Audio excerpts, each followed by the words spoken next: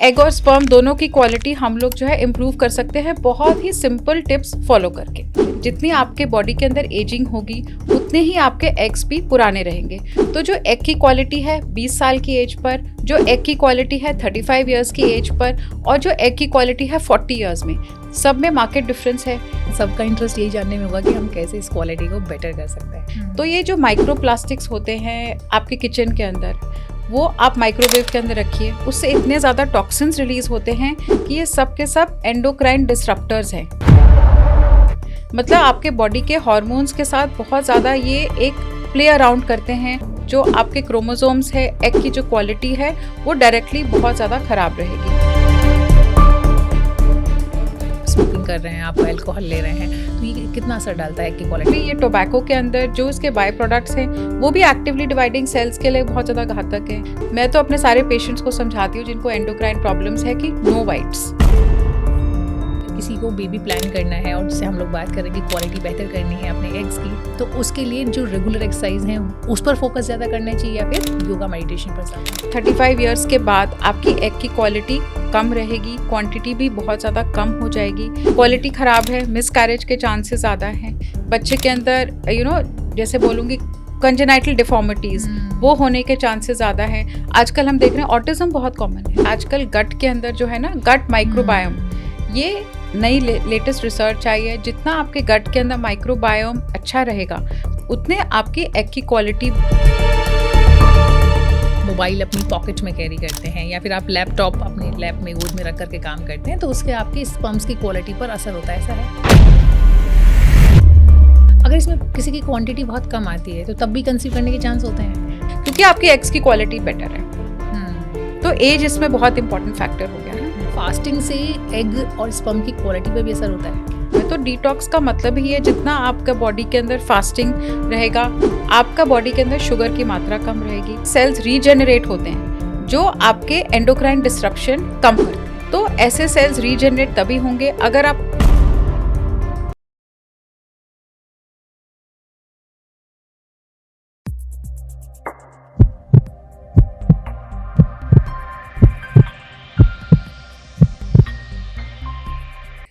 हम सब चाहते हैं कि हमारा बच्चा हेल्दी हो, मेंटली, फिजिकली, इमोशनली, और इसके लिए जब आप बच्चे को दुनिया में लाते हैं तो उससे पहले तैयारी करनी होती है।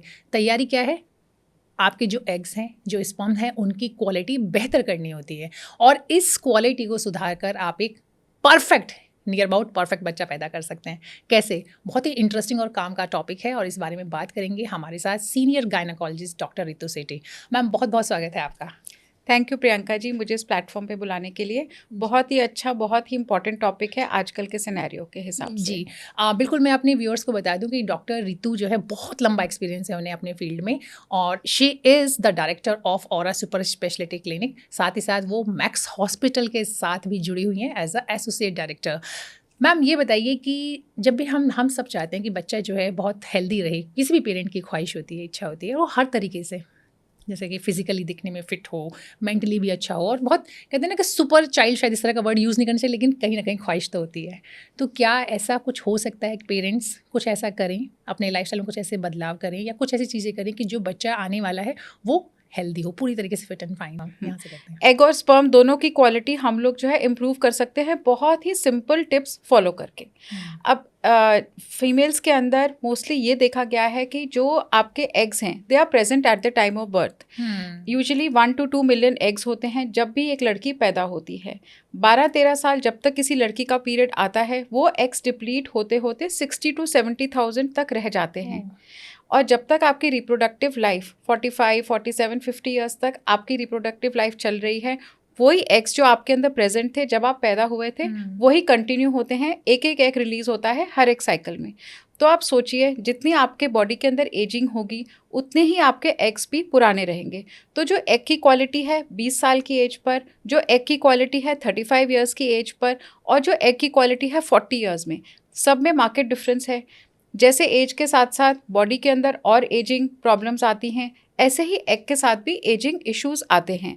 तो हर एक महिला को ये रियलाइज़ करना बहुत ज़रूरी है कि लेडीज़ के अंदर एक बायोलॉजिकल क्लॉक है, और जितना हम इस बायोलॉजिकल क्लॉक के साथ छेड़छाड़ कम करें उतना ही बेटर है। तो कंसीव करने के लिए ये नहीं, मैं नहीं बोलूँगी कोई परफेक्ट एज है, लेकिन येस, आपकी एग्स की क्वालिटी, आपकी एग्स की क्वांटिटी कम होती जाएगी जैसे जैसे आपकी एज बढ़ती जाएगी। एज़ कम्पेयर टू मेन, आदमियों के अंदर हर 3 मंथ्स के अंदर स्पर्म जो है दोबारा से रिजुविनेट होता है। तो आदमियों के अंदर इसका इतना फ़र्क नहीं पड़ता जितना लेडीज़ के अंदर पड़ता है। बट येस, क्वालिटी एग और स्पर्म दोनों की ही हैम्पर हो सकती है एक्सटर्नल इन्फ्लुएंसेस से, और इसके बारे में जानना बहुत ज़रूरी है कि किस तरीके से हम इस क्वालिटी को इम्प्रूव कर सकते हैं। देखिए, रीज़न तो बहुत सारे होंगे और हम चाहेंगे कि आप हमें बताएं आराम से कि क्या क्या रीज़न होते हैं एग और स्पर्म दोनों की क्वालिटी को ख़राब होने के। लेकिन आपने जो कि कहा कि उसको हम बेटर कर सकते हैं, सुधार सकते हैं, तो सबसे पहले तो शायद सबका इंटरेस्ट यही जानने में होगा कि हम कैसे इस क्वालिटी को बेटर कर सकते हैं। हाँ, देखिए, जैसे मैंने बताया कि एग्स जो है स्लोली आपकी बॉडी के अंदर डिप्लीट होते जा रहे हैं, तो क्वांटिटी तो आपकी कम हो ही रही है एज के साथ साथ। क्वांटिटी ऐसी चीज़ है जिसके ऊपर आपका कोई कंट्रोल नहीं है, Right. लेकिन क्वालिटी के ऊपर आपका बहुत एक्सटेंड तक कंट्रोल हो सकता है अगर आप बहुत छोटी छोटी चीज़ों का ध्यान रखें। फॉर एग्जाम्पल, बॉडी के अंदर excessive weight gain, hormonal issues, body के अंदर बहुत ज़्यादा तनाव रहना, बहुत ज़्यादा स्ट्रेस रहना, आप जो है बहुत ज़्यादा एक्सपोज्ड है एक्सटर्नल इन्फ्लुएंसेस से, जैसे कि अल्कोहल, एडिक्शंस होना टोबैको को, जो आजकल महिलाओं में बहुत ज़्यादा कॉमन हो गई हैं। इसकी वजह से भी एग की क्वालिटी बहुत ज़्यादा हैम्पर करती है। आप जितना स्ट्रेसफुल रहेंगे उतना आपका बॉडी के अंदर कॉर्टिजोल रिलीज रहेगा, बॉडी के अंदर इन्फ्लेमेशन रहेगी, और ये आपकी एग की क्वालिटी को काफ़ी एक्सटेंड तक हैम्पर करेगी। अगर आपको मेंसेस के अंदर इश्यूज आ रहे हैं, इसका मतलब आपको हार्मोनल प्रॉब्लम्स जैसे पीसीओडी स्टार्ट हो गई है, तो अपने डॉक्टर से जाके तुरंत मिलें, क्योंकि पीसीओडी की प्रॉब्लम के अंदर एग की क्वालिटी काफ़ी ज़्यादा ख़राब हो जाती है। इन केस आपको एंडोमेट्रियोसिस की दिक्कत है, एंडोमेट्रियोसिस के अंदर भी आपकी एग की क्वालिटी बहुत ज़्यादा हैम्पर हो रही है। तो जितना बॉडी के अंदर एडिशंस बनेंगे, जितना एंडोमेट्रियोसिस, अंडेदानी के अंदर सिस्ट बनेंगे, उतना आपकी एग की क्वालिटी ख़राब रहेगी। यही नहीं, अगर आपको बीपी की प्रॉब्लम है, आपको शुगर की प्रॉब्लम है, आप उस सब की दवाइयाँ नहीं ले रहे या बहुत एक्सेसिव एक्सटेंट में इन सब की दवाइयाँ ले रहे हैं, सब के सब आपकी एग की क्वालिटी को अगेन हैम्पर करेगा। एक बहुत छोटा सा एग्जाम्पल है, जैसे कि हम लोग आजकल प्लास्टिक्स का बहुत ज़्यादा यूज़ कर रहे हैं, तो ये जो माइक्रो प्लास्टिक्स होते हैं आपके किचन के अंदर, वो आप माइक्रोवेव के अंदर रखिए, उससे इतने ज़्यादा टॉक्सिन्स रिलीज़ होते हैं कि ये सब के सब एंडोक्राइन डिसरप्टर्स हैं। मतलब आपके बॉडी के हार्मोन्स के साथ बहुत ज़्यादा ये एक प्ले अराउंड करते हैं। एंडोक्राइन डिसरप्शन इस एक्सटेंट तक करते हैं कि जो आपके क्रोमोसोम्स है, एग की जो क्वालिटी है, वो डायरेक्टली बहुत ज़्यादा ख़राब रहेगी। तो अपने किचन को कोशिश रखें कि बिल्कुल प्लास्टिक फ्री। अच्छा, तो मतलब हाँ, बिल्कुल आपने जो लेमन की भाषा में कहा है, सिंपल शब्दों में कहें कि अगर आप चाहते हैं कि आपके स्पर्म्स, आपके एग्स की क्वालिटी अच्छी हो, जो आप बच्चा प्लान कर रहे हैं वो एकदम हेल्दी हो, तो उसके लिए ज़रूरी है कि आप अपने किचन को सबसे पहले प्लास्टिक फ्री करें। क्योंकि क्या है कि इस बारे में नॉर्मली बात नहीं होती। हम जब भी बात करते हैं कि प्लास्टिक के नुकसान पर अक्सर डिस्कशन होता है, लेकिन यहीं तक होता है कि आपको बहुत सारे मतलब हेल्थ इशूज़ होंगे, कैंसर हो सकता है, लेकिन इस आस्पेक्ट से बात कभी नहीं होती है कि ये आपके अपनी रिप्रोडक्टिव जो लाइफ है उस पर भी असर डाल सकती है, क्वालिटी पे भी असर डाल सकती है, और आप अगर बच्चा प्लान कर रहे हैं तो बच्चे पे भी उसका असर हो सकता है। तो आप देखिए, फॉर एग्जांपल एक बहुत सिंपल सा एग्जांपल है मेकअप। जो मेकअप महिलाएं कर रही हैं उसके अंदर भी माइक्रो प्लास्टिक्स हैं। तो आप मेकअप, ये नहीं बोलूँगी कि आप बिल्कुल ना करें, लेकिन आप उसका एक बारी पढ़ें तो सही लेबल में क्या क्या है, और इस चीज़ को मॉडरेशन में करना। हर एक चीज़ को moderation is okay for that. Plastics आप अपनी लाइफ से 100% तो नहीं हटा सकते, लेकिन जो आप कर सकते हैं, जैसे किचन को आप प्लास्टिक फ्री रखें। अगर आप कुछ सामान को हीट कर रहे हैं, माइक्रोवेव में उसको हीट ना करें, बिकॉज ये सब चीज़ें जो आपके बॉडी के अंदर टॉक्सिन्स बन रहे हैं, वो आपके हार्मोन्स के साथ और आपके एग्स के साथ हैवक क्रिएट करते हैं। अच्छा, ये जो बता रहे हैं कि आप माइक्रोवेव में नहीं उसको गर्म करना है या फिर प्लास्टिक में नहीं करना है? नहीं, माइक्रोवेव के अंदर प्लास्टिक को, हाँ, मेरा मतलब है प्लास्टिक को माइक्रोवेव के अंदर, चाहे उस पर रखा हुआ है माइक्रोवेव सेफ, लेकिन जो माइक्रो प्लास्टिक्स उससे रिलीज होंगे वो आपके बॉडी के क्रोमोसोम्स के साथ, और स्पेशली डिवाइडिंग सेल्स। अब देखिए, एग के अंदर जो है ना पूरे क्रोमोसोम्स होते हैं, जब तक वो ब्रेक नहीं होता ओवरी से, वो एक्टिवली डिवाइड करता है, और जब वो ओवरी से ब्रेक करता है, जब एक लड़की एग रिलीज करती है, एक लेडी एग रिलीज करती है, तो वो एक्टिवली डिवाइडिंग सेल है। और ये एक्टिवली डिवाइडिंग सेल्स के ऊपर ही ये एंडोक्राइन डिस्ट्रप्शंस या हार्मोनल इम्बैलेंसेस का सबसे ज़्यादा असर है। पोल्यूशन फॉर एग्जांपल, बॉडी के अंदर इतना ज़्यादा पोल्यूशन है, ये सब चीज़ें डायरेक्टली आपके एक्टिवली डिवाइडिंग सेल्स, जो आपके क्रोमोसोम्स हैं, जो आपके एग्स हैं, जो आपके स्पर्म्स हैं, इनको डायरेक्टली अफेक्ट करता है। तो एग्स की क्वालिटी को अगर आपको अच्छा रखना है, आपको इस चीज़ का ध्यान रखना है, कौन सी चीज़ मेरे एक्टिवली डिवाइडिंग सेल्स को बहुत ज़्यादा हैम्पर करेगी, तो इसी से एग की क्वालिटी खराब होती है। देखिए, प्लास्टिक तो मान सकते हैं कि हमारे काफ़ी हद तक हमारे हाथ में है, हम जहाँ चाहें कम कर सकते हैं, लेकिन पॉल्यूशन की अगर बात करें तो पॉल्यूशन में तो बहुत सारी चीज़ जो आपके कंट्रोल में नहीं है। हाँ, तो जो चीज़ आपके कंट्रोल में है आप उतना कर लीजिए। जैसे अपने किचन को कोशिश रखें बिल्कुल प्लास्टिक फ्री रखें। ये पॉल्यूशन के लिए भी हो सकता है ना कि बहुत सारे एयर प्यूरीफायर होते हैं, लोग वो यूज़ करते हैं। और अब तो कहा जा रहा है, अभी रिसेंटली एक फ़ोटो वायरल हुआ था जिसमें पीएम मोदी ने भी लगाया हुआ था, तो उसके बाद से इस पर डिस्कशन शुरू हुआ है कि करना चाहिए कि नहीं करना चाहिए। प्यूरीफायर्स जो होते हैं, प्यूरीफायर कितने सेफ़ हैं। तो हालांकि अभी तक कुछ उस पर हम लोगों ने, मैंने भी कुछ चीज़ें देखी, कुछ वीडियोस देखी, कुछ रिसर्च की, तो उसको काफ़ी हद तक माना गया कि it's quite effective air purifier की अगर हम बात करें टू कंट्रोल इंडोर पॉल्यूशन। या कुछ पौधे वगैरह भी होते हैं जो लगाए जाते हैं, तो वहाँ पे भी कोशिश की जा सकती है जितना भी आप पॉल्यूशन से दूर रहें, मास्क लगाएं, ये कर सकते हैं। अर्ली मॉर्निंग लेट इवनिंग बाहर ना निकले, जब पोल्यूशन एट इट्स पीक होता है कोशिश रखें धूप में बाहर निकले। आसपास जो है डस्ट कम से कम रहे, उससे भी पोल्यूशन कम रहेगा। साफ सफाई घर की अच्छे से रखें। और ये आप थोड़ी थोड़ी देर में, जैसे कि आप मास्क का प्रयोग ज़रूर करें पोल्यूशन के टाइम पे। राइट, ये सब चीज़ें ही अपने हाथ में जो आप कर सकते हो पोल्यूशन से बचने के लिए। लेकिन ये प्लास्टिक वाला जो है, इसके बारे में लोगों को जानकारी होना बहुत ज़रूरी है। राइट। और बड़ी बात ये है ना कि अभी तो हम लोग बात कर रहे हैं, पहले हम डिस्कशन कर रहे हैं, बात जो कर रहे हैं हम लोग एग की क्वालिटी पर, लेकिन आई थिंक ये कहीं ना कहीं स्पर्म की क्वालिटी पर भी असर डालेगा। बिल्कुल, जो भी एक्टिवली डिवाइडिंग सेल्स है सबके ऊपर इसका असर रहेगा। एक्टिवली डिवाइडिंग सेल्स जो है आपके एग्स या आपके स्पर्म्स हैं। तो एक चीज़ आपने बताई कि एडिक्शन, राइट। अब वो एडिक्शन आपको मतलब किसी भी चीज़ का हो सकता है। कई लोग स्मोकिंग करते हैं और कई लोग जैसे आप अल्कोहल बहुत ज़्यादा इंटेक करते हैं। आई थिंक अब तो खैर WHO ने बिल्कुल ही मना कर दिया है कि बिल्कुल ही नहीं लेना चाहिए। एक चीज़ मैं आपसे जानना चाहती हूँ कि यहाँ पर हम लोग बहुत सारी चीज़ों में कहते हैं कि आप जो है मतलब मुझे इस प्लेटफॉर्म पे कहना नहीं चाहिए, लेकिन बहुत सारी औरतें कहती हैं कि हम लोग बराबर हैं, तो हम लोग जब अल्कोहल भी ले सकते हैं, हम ये भी ले सकते हैं। बट जब एक मदर बनने की बात आती है, क्योंकि आप उस किसी लेडी को एक बच्चे को पैदा करना है, उसकी अगर हम बात करते हैं तो तब ये कितना असर डालता है उसकी, अगर कोई किसी भी तरह का मतलब एडिक्शन है, चाहे वो एडिक्शन नहीं भी है, अगर एक मॉडरेट क्वांटिटी में भी ले रहे हैं आप, लेकिन आप स्मोकिंग कर रहे हैं, आप अल्कोहल ले रहे हैं, तो ये कितना असर डालता है की क्वालिटी? अगेन टोबैको के अंदर जो है आजकल मैंने देखा एक नया ट्रेंड है, फीमेल्स बहुत ज़्यादा स्मोकिंग की तरफ जा रही हैं। वो कहती हैं वर्क रिलेटेड है, बहुत स्ट्रेस है, कॉर्पोरेट लाइफ बहुत स्ट्रेसफुल है, डॉक्टर इससे हमें ना बहुत ज़्यादा रिलीफ मिलता है, नींद ठीक से आती है। हाँ, ऑफ कोर्स फैशन भी है। और जैसे आपने ठीक कहा बराबरी वाली बात, बट एक्चुअली ये टोबैको के अंदर जो इसके बाय प्रोडक्ट्स हैं वो भी एक्टिवली डिवाइडिंग सेल्स के लिए बहुत ज़्यादा घातक है। उससे भी बहुत ज़्यादा असर पड़ेगा, स्पर्म पे बहुत ज़्यादा असर पड़ेगा। लेकिन पॉजिटिव चीज़ आदमियों के अंदर यह है कि उनका स्पर्म जो है हर 3 मंथ्स के अंदर दोबारा से जनरेट हो रहा है। 64 to 70 डेज जो है के अंदर स्पर्म दोबारा बन जाता है। तो कोई भी आदमी अगर उसको कंसीव करना है, अपने पार्टनर को चाहते हैं कि प्रेगनेंसी हो, हेल्दी हो, अगर वो पहले स्मोकिंग क्विट करे तो 3 मंथ्स के बाद उसका डेफिनेटली सीमेन काफ़ी हेल्दी निकलेगा। लेकिन फीमेल्स के अंदर जैसे मैंने बोला एग्स तो ऑलरेडी प्रेजेंट हैं, जो एक्टिवली डिवाइडिंग सेल्स ने हिट ले लिया वो तो इट्स इररिप्लेसेबल और वो रिकवर नहीं हो सकता। तो अगर आप चाहते हैं आपके एग्स बहुत हेल्दी रहें, स्मोकिंग आपको बिल्कुल क्विट करना पड़ेगा, अल्कोहल आपको बिल्कुल क्विट करना पड़ेगा, वेट को कंट्रोल में रखना पड़ेगा, स्ट्रेस जो है कम से कम होना चाहिए। अच्छा, चूँकि डाइट पर आपने बातचीत शुरू की थी कि डाइट जो है वो बहुत इंपॉर्टेंट है, स्ट्रेस पे तो हम लोगों ने बात करी, लेकिन अगर हम डाइट की बात करें तो डाइट में किन चीज़ों को ऐड करना चाहिए ताकि क्वालिटी बेटर हो सके? हाँ, एक क्वालिटी बेटर करने के लिए वेट को कंट्रोल में रखना बहुत ज़रूरी है, इसलिए डाइट के हिसाब से प्रोटीन की मात्रा ज़्यादा लें। कोशिश ये रखें कि आपका जो है प्रोटीन इनटेक डाइट के अंदर एटलीस्ट 20% तो रहे बॉडी के अंदर। और हर एक महिला को हेल्दी बॉडी वेट मेंटेन करना प्रोटीन इनटेक से ज़रूरी है।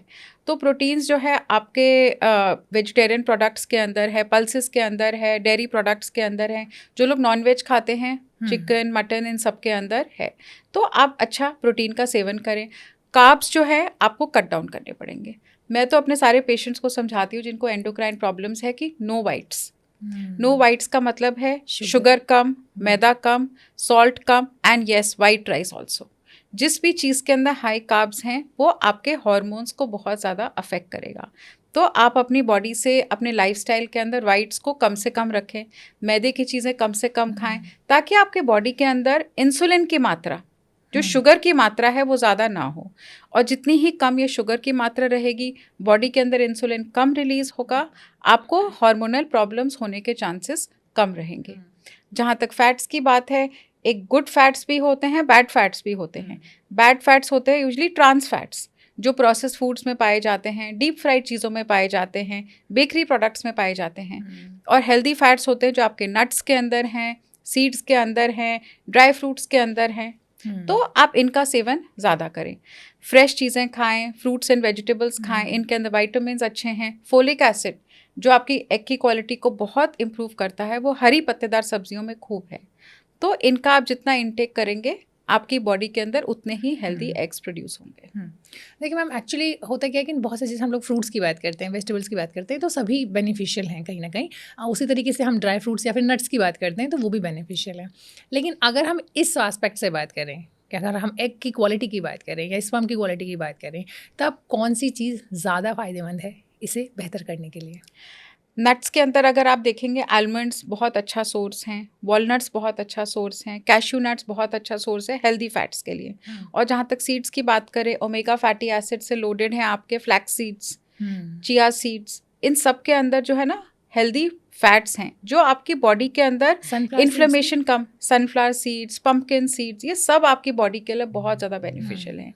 तो आप जो है इन सब का एक एक मिक्सचर बना के रख ले, और 1 टेबलस्पून आप इसको रोज़ च्यू कर सकते हैं। एक हेल्दी स्नैकिंग सॉर्ट ऑफ हो गई। इंस्टेड ऑफ नमकीन, भुजिया, बेकरी प्रोडक्ट्स पे मंच करने से अच्छा आप ये चीज़ें खाएं। तो इससे आपके बॉडी के अंदर हेल्दी फैट्स भी रहेंगे, बॉडी के अंदर इन्फ्लेमेशन कम रहेगी, हार्मोनल प्रॉब्लम्स कम रहेंगी। ओके, तो ये तो रहा हेल्दी फैट की बात। अगर हम अपने बॉडी फैट की बात करें तो वहाँ पर कितना असर पड़ता है? अगर मान लीजिए किसी का वेट बहुत बहुत ज़्यादा है, फैट बहुत ज़्यादा है बॉडी के अंदर, तो क्या उससे भी आपकी जो रिप्रोडक्टिव लाइफ है उस पर कोई असर पड़ता है? बहुत ज़्यादा, क्योंकि मोस्टली देखा गया है जो ओबीस पेशेंट्स हैं, ओबीस लोग हैं रादर, उनके अंदर कहीं ना कहीं डायबिटीज़ का इशू आएगा। और जितना आपका बॉडी के अंदर शुगर लेवल एलिवेटेड रहेगा, उतना ही आपकी बॉडी के अंदर इंसुलिन हमेशा हाई लेवल पे रहेगा। एक टाइम पे बाद जाके आपके बॉडी के सेल्स जो हैं वो इंसुलिन को अंदर ही नहीं लेंगे, मतलब इंसुलिन का असर ही नहीं आएगा। और इसको हम लोग बोलते हैं ले पर्सन की लैंग्वेज में इंसुलिन रेजिस्टेंस। इंसुलिन रेजिस्टेंस आने के बाद बॉडी के अंदर हमेशा ही शुगर का लेवल ज़्यादा रहता है। और पीसीओडी के पीछे यही है, जितना आपका बॉडी के अंदर शुगरी चीज़ें जाएंगी, कोल्ड ड्रिंक्स हैं, ये सब चीज़ें, वाइट शुगर, ये सब चीज़ें आप जितना इनका सेवन कर रहे हैं, आपके बॉडी के अंदर इंसुलिन रेजिस्टेंस ज़्यादा हो रहा है, जिसकी वजह से आपकी हार्मोन्स और ज़्यादा बिगड़ रहे हैं और आपको पीसीओडी की प्रॉब्लम आएगी। मेल्स में देखा जाए तो जितने आप ओबीस हैं उतने आपके फीमेल हार्मोन ज़्यादा बनेंगे। ओके, तो जो टेस्टोस्टेरॉन है ना, जो बॉडी के अंदर फैट होता है, वो ईस्ट्रोजन में कन्वर्ट होता है, इसीलिए आपकी स्पर्म की क्वालिटी भी कम होती। तो ओबीस मेल्स के अंदर जो है टेस्टोस्टेरॉन की मात्रा कम पाई गई है, ईस्ट्रोजन की मात्रा ज़्यादा पाई गई है, क्योंकि बॉडी के अंदर जो फैट के स्टोर्स हैं वो ईस्ट्रोजन की मात्रा ज़्यादा करते हैं। तो इसलिए एक हेल्दी बॉडी वेट मेंटेन करना बहुत ज़रूरी है। राइट। चूँकि हम लोगों ने बात की है कि आप क्या खा सकते हैं, ये तो बहुत इंपॉर्टेंट है। डाइट तो हमेशा ही हर चीज़ के लिए बहुत इंपॉर्टेंट है, लेकिन एक्सरसाइज को भी इक्वली इंपॉर्टेंट माना जाता है, पर्टिकुलरली जो आजकल हम लोग योगा, मेडिटेशन, क्योंकि हम जब बात कर रहे हैं कि स्ट्रेस नहीं होना चाहिए, तो स्ट्रेस में कहीं ना कहीं मेडिटेशन या फिर योग जो है उसका बहुत ही मतलब उसको इम्पैक्टफुल माना जाता है, असर माना जाता है। तो आपका सजेशन क्या होगा कि अगर किसी को बेबी प्लान करना है और जिससे हम लोग बात करें कि क्वालिटी बेहतर करनी है अपने एग्स की, तो उसके लिए जो रेगुलर एक्सरसाइज हैं उस पर फोकस ज़्यादा करना चाहिए या फिर योगा मेडिटेशन पर ज़्यादा? नहीं, दोनों ही आपके लिए बहुत फ़ायदेमंद है। देखिए, 40 से 50 मिनट रोज़ एक्सरसाइज करेंगे तो बॉडी के अंदर जो हैप्पी हार्मोन्स है, डोपामिन, सेरोटोनिन, ये ओवरऑल आपकी बॉडी के हेल्थ के लिए बहुत अच्छे हैं। और जितने बॉडी के अंदर हैप्पी हार्मोन्स रिलीज होंगे उतने स्ट्रेस लेवल्स कम रहेंगे, कॉर्टिजोल की मात्रा कम रहेगी, बॉडी में इन्फ्लेमेशन कम रहेगी, हार्मोन्स जो ब्रेन से रिलीज हो रहे हैं वो हैप्पी वाले हार्मोन्स आएंगे, जिसकी वजह से एग की क्वालिटी भी इम्प्रूव होगी। क्योंकि देखिए अल्टीमेटली जो एग की क्वालिटी है वो ब्रेन से रिलीज हुए हार्मोन्स पे बहुत ज़्यादा डिपेंड करती है। तो ब्रेन से हार्मोन्स अच्छे तभी रिलीज होंगे जब आपकी बॉडी के अंदर हैप्पी हार्मोन्स हैं। और हैप्पी हार्मोन्स रिलीज करने के लिए, स्ट्रेस रिलीवर के लिए एक्सरसाइज बहुत इंपॉर्टेंट है। प्राणायाम बहुत अच्छा है, क्योंकि ये जो है आपका कपालभाति, ये सब चीज़ें जो है ना आपके पेल्विक एरिया के अंदर ब्लड फ्लो को इंक्रीज करता है। इससे जो है आपके एग्स की क्वालिटी और अच्छी होती है। अच्छा, कुछ एक्सरसाइज भी आप रिकमेंड करते हैं क्या? क्योंकि आपने पेल्विक एरिया की बात की, तो क्या जैसे कीगल एक्सरसाइज वगैरह भी कहा जाता है, वो भी इसी पे इफेक्टिव है या उसके लिए कुछ और? नहीं, कीगल एक्सरसाइज तो पेल्विक मस्कल को स्ट्रॉन्ग करने के लिए। हाँ, ओके। चूँकि हमने जब बातचीत शुरू की थी तो आपने एक वर्ड यूज़ किया था, बॉडी क्लॉक। हाँ, तो औरतों के लिए खासकर हम लोग बात कर रहे हैं, महिलाओं की बात कर रहे हैं। तो ये बात तो सच है कि जैसे आपने बताया कि मेल्स को वो इशू इतना बड़ा नहीं है एज वाला, जितना कि महिलाओं को होता है। तो आपके हिसाब से कौन सी आइडियल एज होती है प्रेगनेंसी के लिए? देखिए बेस्ट एज जो है I would say before 35 years के बाद आपकी एग की क्वालिटी कम रहेगी, क्वांटिटी भी बहुत ज़्यादा कम हो जाएगी। और अगर एग्स की क्वालिटी ख़राब है, क्वांटिटी तो कम हो ही गई, क्वालिटी ख़राब है, मिस कैरेज के चांसेस ज़्यादा हैं। पहले तो कंसीव करने में इशू आएगा, मिस कैरेज के चांसेस ज़्यादा हैं। बच्चे के अंदर जैसे बोलूँगी कंजेनाइटल डिफॉर्मिटीज़ वो होने के चांसेस ज़्यादा हैं। आजकल हम देख रहे हैं ऑटिज़म बहुत कॉमन है बच्चों के अंदर। एक रीज़न इसका ये है कि एग की क्वालिटी अच्छी नहीं है। तो ऑटिस्टिक बच्चे जिनके माइलस्टोन्स डिलेड हैं, इंटेलेक्चुअल प्रॉब्लम्स हैं, ये बहुत ज़्यादा हैं। तो जितना अर्ली आप कंसीव करें अच्छे एग्स के साथ, हेल्दी एग्स के साथ, उतना बेटर है। बहुत सारी चीज़ें अपने कंट्रोल में नहीं है, जैसे पोल्यूशन मैंने बताया, प्लास्टिक एनवायरनमेंट मैंने बताया, स्ट्रेस मैंने बताया। तो इन सब चीज़ों को आप जितना कम कर सकें लाइफ में वो बेटर है। लेकिन एज को अगर हम रियलिस्टिकली देखें, 35 ईयर्स से पहले अगर एक बेबी हो जाए तो इट्स वेल इनफ। ओके। और इन केस अगर कोई नहीं कर पा रहा है because of may be sometime, may be because of health issue, sometime may be career पर ज़्यादा फोकस कर रहे होते हैं, तो क्या फिर एग फ्रीज कराने का जो एक ऑप्शन हो सकता है? हाँ, एग फ्रीज करा सकते हैं अगर आप लॉन्ग टर्म सोच रहे हैं, लेकिन बहुत ज़्यादा डिले ना करें इस चीज़ को, क्योंकि बॉडी तो अल्टीमेटली आपकी है। क्योंकि क्या है, बाद में जाके आपको लाइफस्टाइल प्रॉब्लम्स भी आ सकती हैं। ओबेसिटी का इशू आ गया, आपको ब्लड प्रेशर की प्रॉब्लम आ गई, थायराइड के इश्यूज आ गए, डायबिटीज़ के इश्यूज आ गए। तो it's not just about conceiving, it's also about carrying the pregnancy normally. तो एग्स फ्रीज करवा के रख सकते हैं, ऑप्शन ठीक है। आजकल बहुत सारी लड़कियां इस चीज़ को अडॉप्ट कर रही हैं, लेकिन 35 ईयर्स तक आई फील एक प्रेगनेंसी तो होना ही चाहिए। ये तो बात की हमने एग क्वालिटी कैसे बेटर कर सकते हैं। देखिए आयुर्वेद में भी कुछ चीज़ें रिकमेंड की जाती हैं, जैसे शतावरी महिलाओं के लिए स्पेशली कहा जाता है, या फिर अश्वगंधा मेल्स के लिए फीमेल दोनों के लिए रिकमेंड किया जाता है। तो आप ऐसी कोई चीज़ को सपोर्ट करते हैं? देखिए, क्योंकि ये मेरा ब्रांच ऑफ मेडिसिन नहीं है, मैं इस चीज़ पे कमेंट नहीं कर पाऊँगी। बट आई थिंक कि अगर आप अच्छा लाइफस्टाइल अडॉप्ट करें और नेचुरल डाइट अच्छी लें, डेफिनेटली बॉडी के अंदर अच्छे हार्मोन्स रिलीज़ होंगे और आपकी एग की क्वालिटी अच्छी रहेगी। राइट। कोई और चीज़ आप सजेस्ट करेंगे, क्योंकि फिर हम आएंगे स्पर्म पे बात करेंगे, क्योंकि जितना इम्पॉर्टेंट एग है उतना ही इम्पॉर्टेंट स्पर्म भी होगा। तो एग के लिए कोई और सजेशन आपका? हाँ, डाइट बहुत इंपॉर्टेंट रोल प्ले करता है। जितना आपके बॉडी के अंदर वेट अच्छा मेंटेन होगा। एक चीज़ और जानना बहुत ज़रूरी है कि आजकल गट के अंदर जो है ना, गट माइक्रोबायोम, ये नई लेटेस्ट रिसर्च आई है। जितना आपके गट के अंदर माइक्रोबायोम अच्छा रहेगा, उतने आपकी एग की क्वालिटी भी अच्छी रहेगी। मतलब ये कह सकते हैं बढ़िया वाला बैक्टीरिया होना चाहिए पेट के अंदर आपका। बिल्कुल, उसके लिए आपको डाइट अच्छी लेनी है। डाइट, फ्रेश फ्रूट्स खाइए, वेजिटेबल्स खाइए, और पेस्टिसाइड से तो देखिए हम दूर जा नहीं सकते, तो जो भी है अच्छे से उसको वॉश करके लो। लेकिन बेटर यह है प्रोसेस्ड फूड्स नहीं खाने, क्योंकि वो आपके हेल्दी बैक्टीरिया को किल करेंगे। फ्राइड चीज़ें नहीं खानी, जो अनहेल्दी फैट्स है वो नहीं लेने, हेल्दी वेट मेंटेन करना है, क्योंकि जितना आपके गट के अंदर हेल्दी बैक्टीरिया रहेंगे उतनी आपके हार्मोनल इश्यूज कम रहेंगे। तो गट माइक्रोबायोम को अच्छा रखना भी एक बहुत इंपॉर्टेंट है। पहले ना डाइट पे गट की बात अगर पर्टिकुलर करें, हम लोग उतनी बात नहीं होती थी, क्योंकि ये होता था कि ठीक है आपको ये बीमारी है तो आप ये खा लीजिए। लेकिन अब चूंकि जैसे आपने बताया कि रिसर्च बता रही है, वो सबका सब आ गया घूम फिर करके गट बायोम पे। क्योंकि अगर वो चीज़ ठीक है आपका, तो फिर आपकी पूरी ओवरऑल हेल्थ ठीक है। लेटेस्ट जो है स्टडीज़ हैं वो PCOD के अंदर गट माइक्रोबायोम का बहुत इंपॉर्टेंट रोल है। बिकॉज जितने आपके गट के अंदर अच्छे बैक्टीरिया रहेंगे, वो आपके एंडोक्राइन डिसरप्टर्स कम रहेंगे। हेल्दी बैक्टीरिया बहुत इंपॉर्टेंट है हार्मोनल प्रॉब्लम से डील करने के लिए। एग पे तो बात हो गई और आपने बहुत डिटेल में बताया कि आप क्या क्या कर सकते हैं, क्या क्या आपको करना चाहिए एक अच्छे हेल्दी बेबी के लिए। स्पर्म से रिलेटेड जो पहला सवाल मेरे मन में आता है वो ये आता है कि ये माना जाता है कि अगर आप बहुत ज़्यादा टाइम मोबाइल अपनी पॉकेट में कैरी करते हैं या फिर आप लैपटॉप अपने लैप में गोद में रख करके काम करते हैं तो उसके आपकी स्पर्म्स की क्वालिटी पर असर होता है, ऐसा है? बिल्कुल, बिकॉज जितना आपके बॉडी के अंदर हीट प्रोडक्शन बाहर से ज़्यादा है, जैसे लैपटॉप है, वार्मिंग डिवाइस है, आप उसको लैब पे रख के काम कर रहे हैं, तो डेफिनेटली आपकी स्पर्म की क्वालिटी ख़राब होगी, क्योंकि हीट से स्पर्म्स बहुत ज़्यादा मोटिलिटी कम होती है, काउंट कम होता है। तो आपको लैपटॉप अपने लैब पे रख के काम नहीं करना। इस चीज़ का सब मेल्स को ध्यान रखना बहुत ज़रूरी है। अच्छा, ये सिर्फ स्पर्म पे इसका असर होता है, एग पर नहीं होता? नहीं, इसका एग पे नहीं होता, क्योंकि एग्स जो स्पर्म्स है वो मोटाइल है ना, मोटिलिटी हैम्पर हो रही है उनकी। राइट, मोमेंट होता है उनका। वैसे ये चीज़ अच्छी है कि कम से कम हम लाइटर वेट नोट पे तो कह ही सकते हैं कि महिलाओं के लिए कुछ तो थोड़ा बेटर है, पॉजिटिव तरीके पॉजिटिव है। राइट। चलिए, स्पर्म्स की क्वालिटी के लिए और कौन सी चीज़ें हैं जो कि उस पर असर डालती हैं या उसे ख़राब कर सकती हैं? डाइट पे बहुत इम्पॉर्टेंट है। Alcohol, addictions like smoking, tobacco, ये अगेन एंडोक्राइन डिस्रप्टर्स है जो आपके टेस्टोस्टेरोन लेवल को बहुत ज़्यादा हैम्पर करेंगी। यही नहीं, स्पर्म्स के अंदर जो मोटिलिटी है वो बहुत कम होती है अगर कोई भी मेल स्मोक कर रहा है।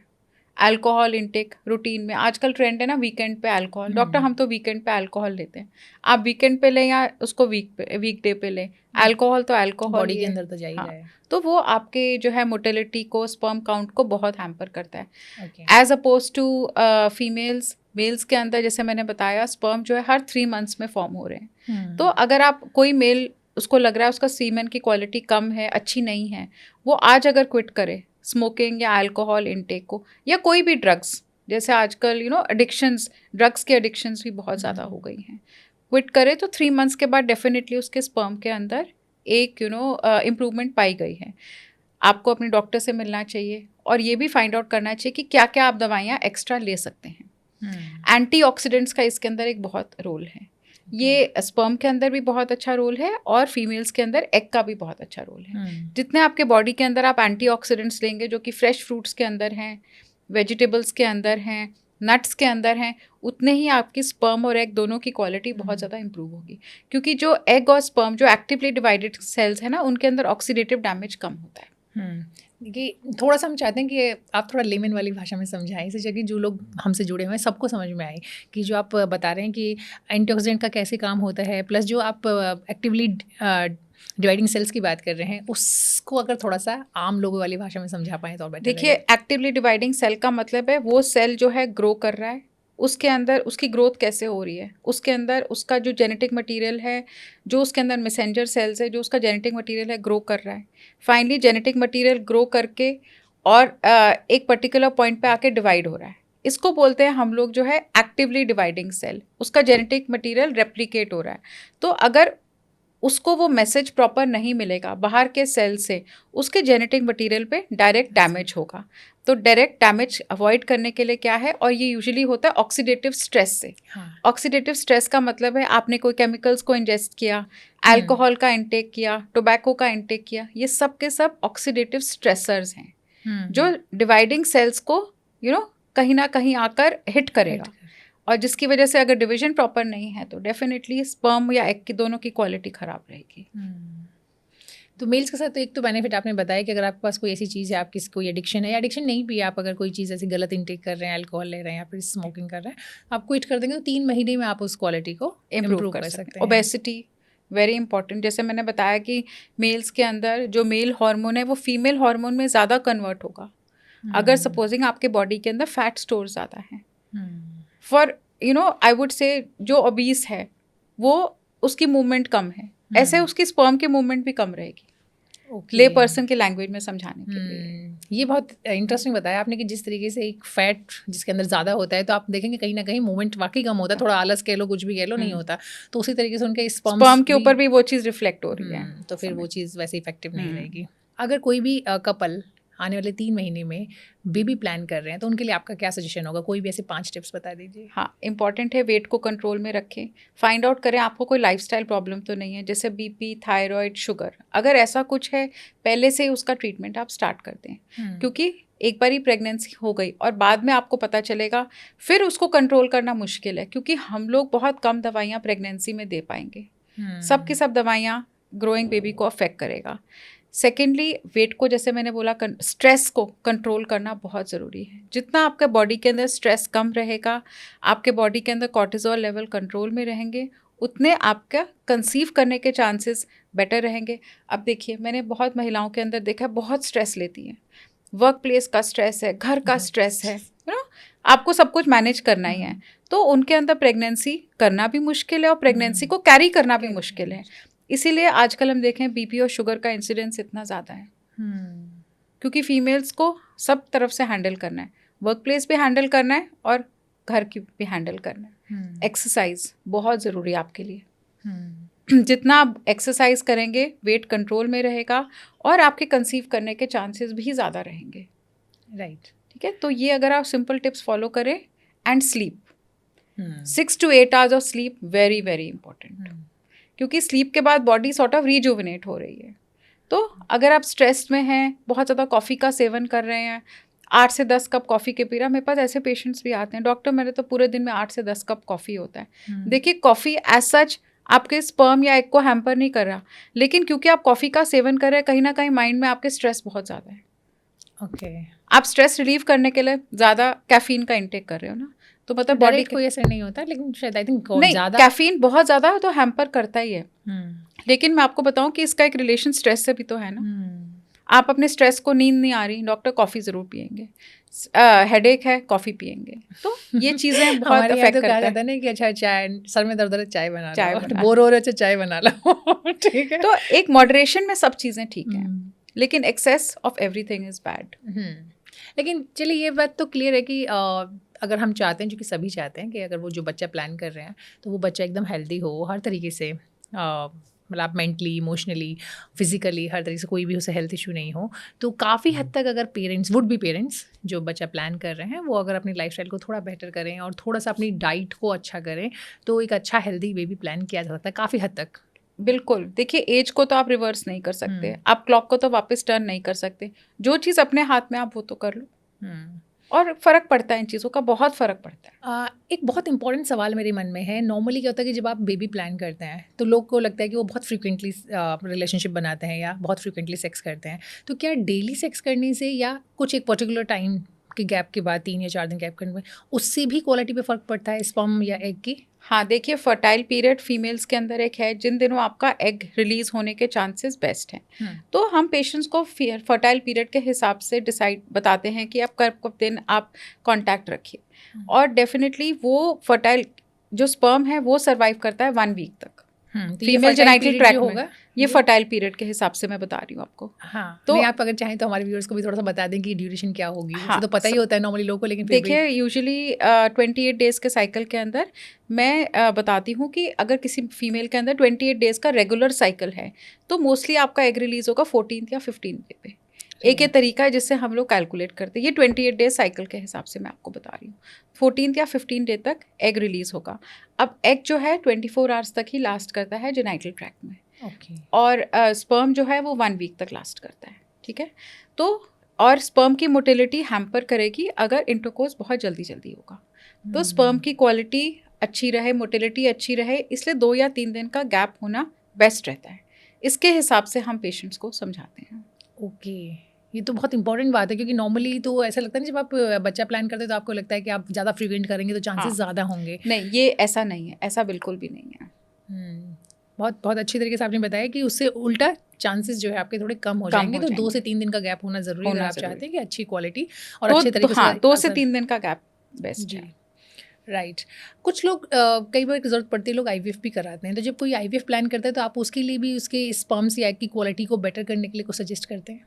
हाँ, जैसे मैंने बताया, ये सारे टिप्स IVF के लिए भी हैं। IVF के अंदर आपको इंजेक्शंस लगेंगे जिससे आपका एग पिकअप होगा, हस्बैंड का सीमेन को लिया जाएगा, लेकिन उसकी क्वालिटी भी इम्प्रूव करने के लिए यही सब चीज़ें आपको फॉलो करनी है। क्योंकि देखिए, एग्स इंजेक्शन से आपको स्टिमुलेट तो कर दिया ताकि खूब सारे एग्स बने, लेकिन अगर आपकी एग्स की क्वालिटी अच्छी नहीं तो कोई फ़ायदा नहीं है ना।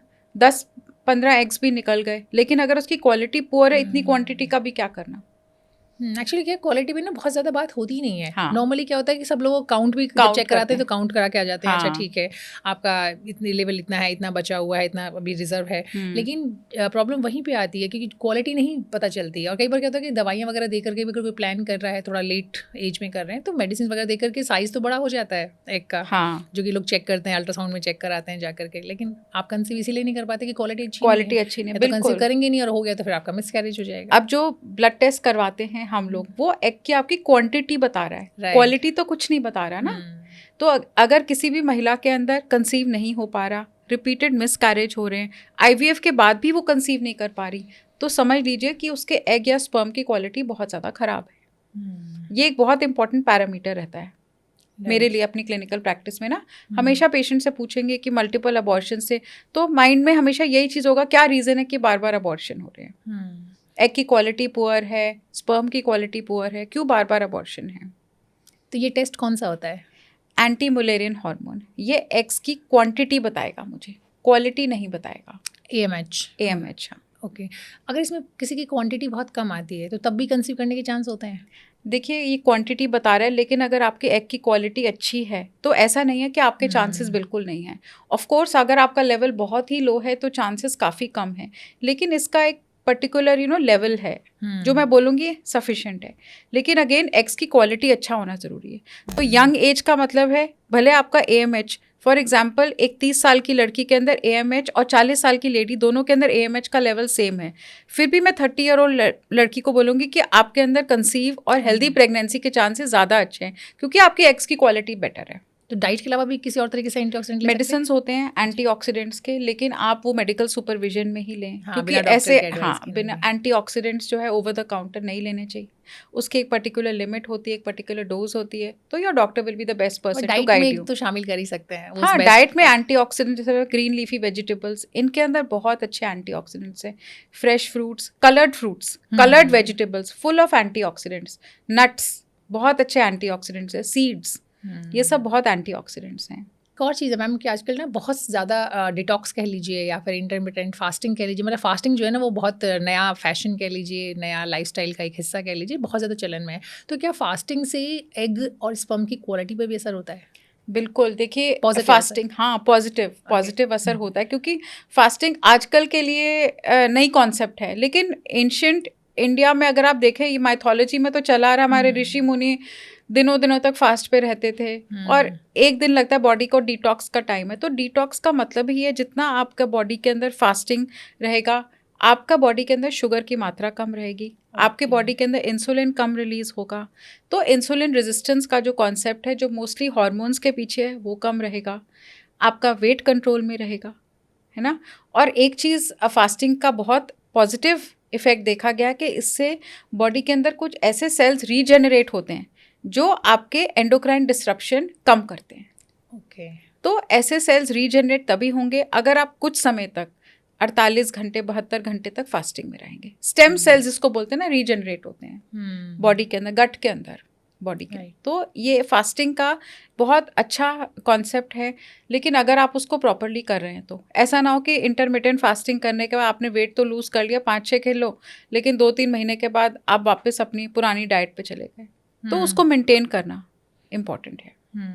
एक्चुअली ये भी कहा जाता है ना कि जैसे इंटरमिटेंट फास्टिंग आपने बताया, तो कई लोग फॉलो नहीं कर पाते लंबे टाइम या पूरी ज़िंदगी उसको फॉलो करना उतना आसान नहीं है। तो इसकी जगह जो हमारा पुराना कॉन्सेप्ट जिस पे हम लोग बात कर रहे हैं, ये था ना कि आपको सूर्योदय के बाद से खाना शुरू करना है और सूर्यास्त के बाद नहीं खाना। मतलब बेसिक एकदम बहुत ही सिंपल सा कॉन्सेप्ट है, राइट। तो अगर आप इसे भी फॉलो कर लेते हैं तो भी आपका 12 घंटे तो बेयर मिनिमम आपका फास्टिंग हो ही जाता है। तो अगर आप वैसा भी फॉलो करते हैं तो आई थिंक ये भी काफी ठीक है। बिल्कुल। जी। तो आपने कुछ चीज़ें तो देखिए बहुत ही नई है हमारी इस बातचीत की, जैसे कि कभी भी प्लास्टिक जो हम यूज़ करते हैं रूटीन में, अपने घर में, अपने किचन में, उस पर कभी बात नहीं होती कि उसका असर कैसे होता है हमारी रिप्रोडक्टिव लाइफ पर, उसका असर क्या होता है स्पर्म्स और एग की क्वालिटी को ख़राब करने पर। फिर दूसरी बात आपने बताया कि मेकअप, महिलाएं जो कि हमारी ज़िंदगी का हिस्सा है, तो वो भी कहीं ना कहीं इस पे असर डालता है। अगर आप एक्सेस में यूज़ कर रहे हैं या अच्छी क्वालिटी के प्रोडक्ट यूज़ नहीं कर रहे हैं, तो कुछ भी खरीदने जा रहे हैं तो उससे पहले आपको चेक करना है मॉडरेशन में, सब चीज़ मॉडरेशन में, राइट। और तीसरी चीज़ ये कि अगर आप फास्टिंग करते हैं तो फास्टिंग का भी फ़ायदा आपको इस एस्पेक्ट पे ज़रूर होगा। तो कुल मिला के कह सकते हैं कि अगर आप थोड़ा सा अपनी लाइफ को बेटर बनाएं तो आप एक अच्छा हेल्दी बच्चा प्लान कर कर सकता है। सकते हैं। बिल्कुल, ये चीज़ें अपने हाथ में हैं, आप जितना इसको फॉलो कर लें बेटर है। तो चलिए, ये तो बहुत बहुत अच्छा रहा आपसे बातचीत करके, और बहुत सारी नई चीज़ें जानने और समझने को मिली। जैसे कि हमने भी बताया कि कुछ बिल्कुल ऐसी बातें जिन पे नॉर्मली लोग बात नहीं करते। हम लोग अक्सर क्वांटिटी की बात करते हैं, पर्टिकुलरली एग की जो क्वांटिटी की बात करते हैं, लेकिन क्वालिटी पे उतनी बात नहीं होती, जबकि क्वालिटी इज़ मोर इम्पॉर्टेंट। ठीक है, equally important, okay, equally important, it's not just more important, equally important. ठीक है। और फिर ये है कि अगर आप चाहें, नहीं, मोर इम्पोर्टेंट इसलिए मैंने कहा है कि आप चाहें तो उसे बेटर कर सकते हैं, कर वो आपके सकते हैं, हाथ में है। हाँ, अगर आपकी exactly, क्वांटिटी कम है, वो हमारे वो हाथ में हाथ नहीं में है। नहीं है। तो लेकिन ये करके, प्लस मेल्स के लिए भी, क्योंकि वो भी कहीं ना कहीं स्पर्म भी उतना ही इंपॉर्टेंट है, तो वो भी अगर अपने लाइफस्टाइल को कुछ बेटर करें और कुछ रूटीन में कुछ अच्छी चीज़ें, कुछ अच्छी हैबिट डालें, तो वो भी अपनी क्वालिटी को सुधार सकते हैं। कर सकते हैं। बहुत मज़ा आया आपसे बातचीत करके, और बहुत सारी नई जानकारी भी है जानने को मिली। Thank you so much. Thank you.